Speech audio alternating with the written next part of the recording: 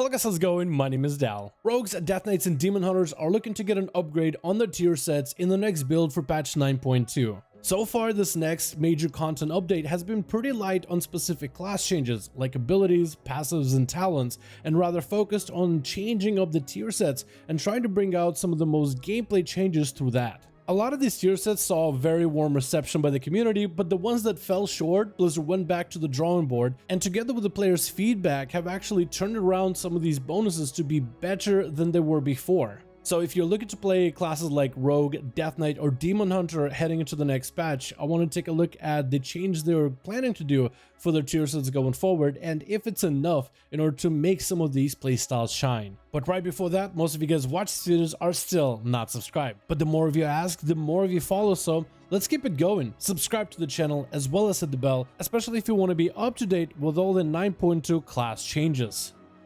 First, starting off with Demon Hunter, the 4-piece for Havoc and the 4-piece for Vengeance are seeing some changes. For Havoc Demon Hunter, they're trying to make it easier for you to identify exactly when you're about to receive your empowered version of Blade Dance, so you can better synergize it with cooldowns, trinkets, or maybe even save it for, I don't know, when ads come out during a boss fight so you can get maximum value. I do, however, hope they go back and take a look at the Demon Hunter tier set anyway, because Havoc 2-piece and 4-piece I found, compared to the other classes, not nearly as interactable. I don't want to complain, but I do want to compare. The Demon Hunter tier set is fine, but the other classes are getting so many cool tier sets, especially Death Knights when we'll talk about them in just a moment. There's just so many cool ideas that are on paper, so many different playstyles that are being molded that will get classes to play different legendaries and talents, and Demon Hunters are just not quite there, and I think Havoc Demon Hunter could definitely use a little bit more work. Just contrast it against the Vengeance Demon Hunter 4-piece bonus and some of the ideas they have on improving that specific tier set. They're thinking of either keeping the tier set as is, but reducing some of the power of Immolation Aura because that's proven too strong, or changing it to where every time you devour a helpless soul, you get the cooldown reduction on Immo Aura, your Mountain Dew Breath, as well as Fiery Brand. Personally, the second one sounds a lot more interesting, but we'll see which one the Demon Hunter community will pick. Adding cooldown reduction to a class like Demon Hunter with Feldev and Firebrand gives them a lot more defensive options and will give them opportunities to pull a little bit differently in Mythic Pluses, maybe even be even more aggressive than they are right now. But also he can offer you damage options as well, so as a tank you do want to contribute to damage in a raid or a dungeon anyway, and this could give Demon Hunters interesting opportunities, maybe even synergies with conduits and certain legendaries. Then we have Death Knights, where they're considering changing the 2-piece and 4-piece for Unholy, as well as adjusting a 2-piece for Frost. Let's start with Frost. The 4-piece for Frost Death Knights makes the Obliteration playstyle, or rather the Machine Gun build, a little bit stronger. The Machine Gun Death Knight build has seen many forms in the past, but it's generally a playstyle where you fire off a bunch of Obliterates and Frost Strikes in quick succession, either building for some sort of a buff or even cooldown reduction. It's a build that kind of strays away from the Frost Breath build, which is so ingrained into the Frost DK playstyle. They wanted to change the 2-piece from Remorseless Winter gives you 8% crit, which is while numerically a good tier set but a very boring one since it doesn't change your playstyle.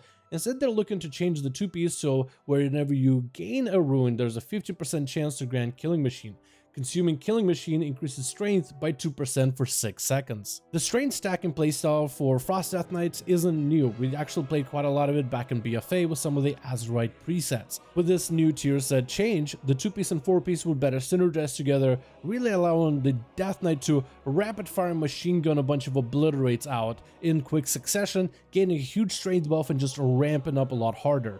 But Blizzard also wanted to make sure that the Frost Breath build Death Knights aren't left out in the cold. In their post, they even talked about how they didn't want Breath of Zaragoza to become an outdated playstyle, and if Death Knights choose to play Breath of Zaragoza instead, this should be the option.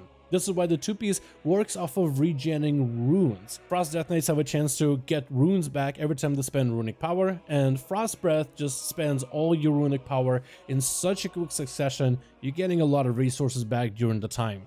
Then there's a change for the 2-piece and 4-piece for Unholy, where the Unholy 2-piece will still allow your Fire Scourge Strikes and Clone Shadows to apply Soul Reaper to the target, but Soul Reaper will now summon a ghoul for 12 seconds. This is so cool, you basically become a Necromancer, a class that so many players have asked for. Summoning undeads, becoming literally a master of your little army. However, I do hope that this move does not detract them from adding a real Necromancer in the game at some point in the future, which is something I still really want to see.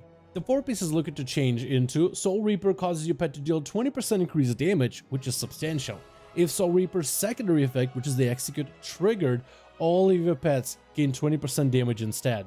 Unholy Death Knights were already seeing a massive damage increase through the extra execute value from the 2-piece and running the Soul Reaper talent, but now your pets also gain a pretty big boost. So Death Knights are most likely going to save the Army of the Dead, as well as Apocalypse with all the ghouls they summon, and maybe even some way somehow find a way to run Gargoyle as part of the build in order to gain even more pet damage during boss executes. Maybe the Garg is a bit of a long shot, but I would love to see the Garg return as part of the Death Knight playstyle and toolkit.